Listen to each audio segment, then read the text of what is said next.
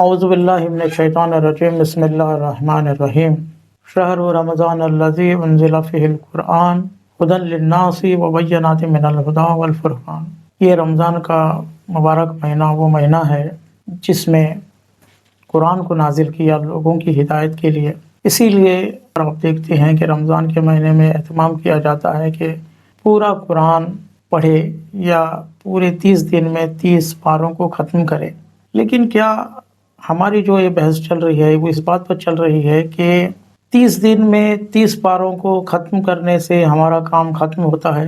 کیا پورا قرآن اس مہینے میں پڑھنے سے قرآن کا مقصد حاصل ہو جاتا ہے؟ کیا قرآن کو حفظ کرنے سے قرآن کا مقصد حاصل ہوتا ہے؟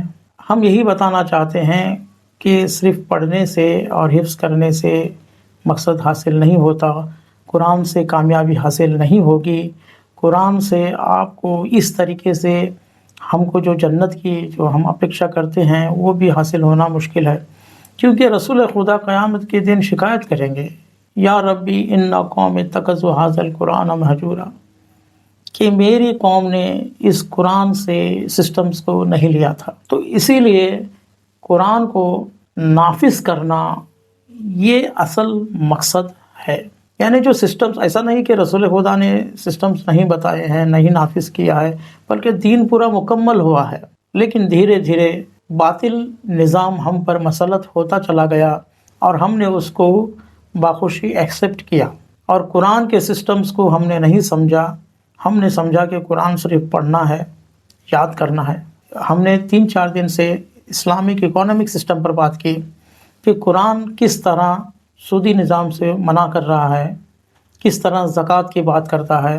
یہ 2 چیز ہو جائے نا، کہ سودی نظام ختم ہو جائے اور زکوٰۃ کا سسٹم پوری طرح لاگو ہو جائے، تو کوئی بھی مسلمان غریب نہیں رہے گا، محتاج نہیں رہے گا، بے بس نہیں رہے گا، مسکین نہیں رہے گا، مفلس نہیں رہے گا۔ ایسا اچھا اسلامک اکانومک سسٹم ہے، لیکن ہمارے اوپر سودی نظام مسلط کر دیا گیا ہے اور ہم نے اس کو ایکسیپٹ کر لیا ہے۔ اس اکانومک سسٹم پر تو میں نے 3-4 دن سے پہلے بات کی ہے، اور 3-4 ویڈیو میرے ہیں، آپ اس کو اس چینل پر دیکھ سکتے ہیں۔ آج سے ہم یہ بات کریں گے کہ کیا قرآن کے اندر کوئی میڈیسن سسٹم بھی ہے، کیونکہ ہم پر میڈیسن سسٹم بھی مسلط کر دیا گیا ہے، اور بڑے بڑے فارماسیوٹیکل کمپنیز بنا کر زیادہ سے زیادہ لوگوں کو بیمار کرنے کی کوشش ہو رہی ہے، اور وہ چاہتے ہیں کہ تمام لوگ بیمار رہیں۔ جو پیسہ جا رہا ہے اسرائیل کو، امریکہ کو، وہ 2 طریقے سے زیادہ جا رہا ہے۔ ایک سودی نظام سے جا رہا ہے، بینکنگ سسٹم سے، اور ایک فارماسیوٹیکل کمپنیز کے تھرو جا رہا ہے، اور یہ دونوں میں ہم ان کا ساتھ دے رہے ہیں۔ میڈیسن سسٹم پر آج سے جو بات شروع ہوگی، اس سے پہلے ایک خبر آپ کو سناتا ہوں غازہ کی۔ المیادین انگلش جو ٹویٹر پر پوسٹ آتا ہے اس سے لی گئی ہے کہ آج کی جنگ شروع ہوئے 161 ڈیز ہو گئے ہیں، لیکن ابھی بھی قتل و غارت وہاں پر نہیں رک رہا ہے۔ آج تک جو لوگ مارے گئے ہیں وہ 31,000 لوگ مارے گئے ہیں، اور 73,000 لوگ انجرڈ ہیں۔ تو یہ اس لیے بتا رہا ہوں میں، کیونکہ دیکھیے یہ جو حالات ہیں یہ صرف غازہ کی بات نہیں ہے۔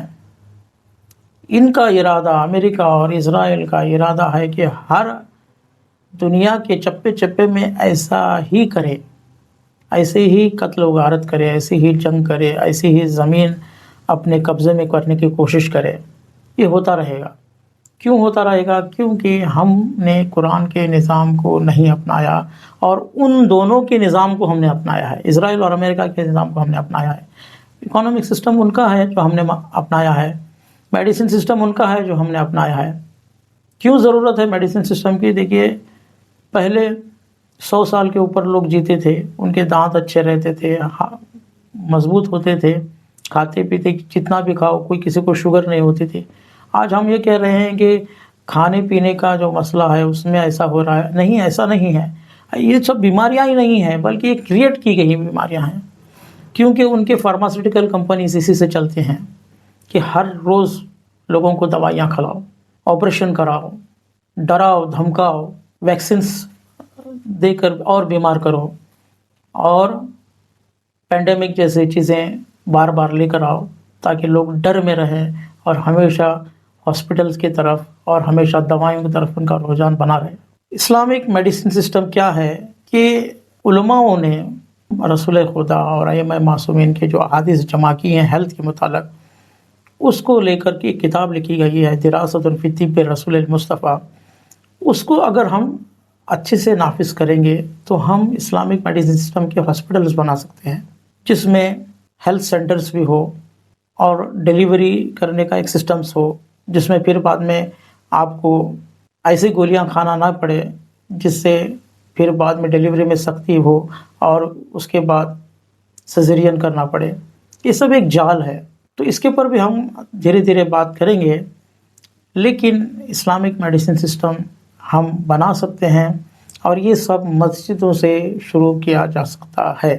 یہاں آج صرف ایک حدیث آپ کے گوش نشین کرنا چاہوں گا، اس کے بعد کل سے پھر اور آیات اور احادیث سے اور بات کی جائے گی۔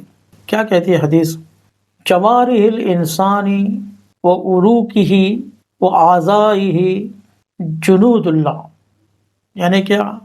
یعنی انسان کے اعضاء و جوارح، سننے دیکھنے کی طاقت، یہ جتنے بھی سیلز ہیں یہ سب اللہ کی فوج ہے۔